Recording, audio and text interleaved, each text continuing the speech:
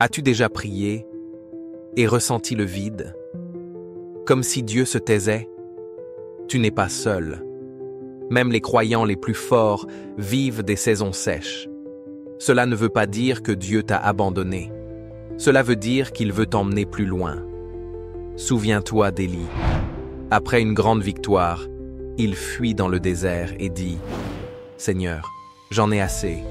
1 Roi 19, verset 4. Mais Dieu ne le gronde pas. Il l'envoie se reposer et lui parle dans un doux murmure. Parfois, Dieu ne crie pas. Il murmure parce qu'il veut que tu ralentisses et que tu l'écoutes.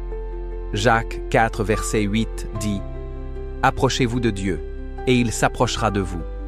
Même quand tu ne le ressens pas, il est là, présent dans le silence, fidèle dans l'ombre. » Jésus a dit dans Jean 7, verset 37, « Si quelqu'un a soif, qu'il vienne à moi et qu'il boive. » Si tu as soif en ce moment, si tu te sens sec, fatigué, distant, Jésus est toujours la source qui ne tarit jamais.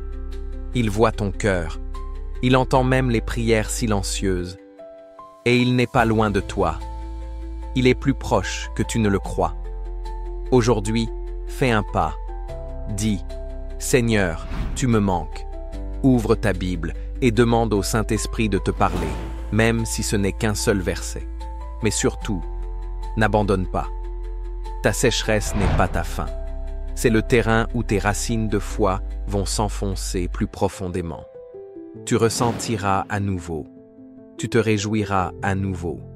Tu déborderas à nouveau.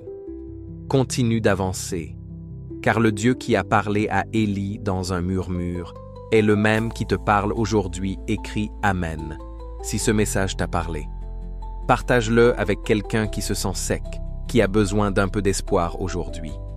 Que Dieu te bénisse.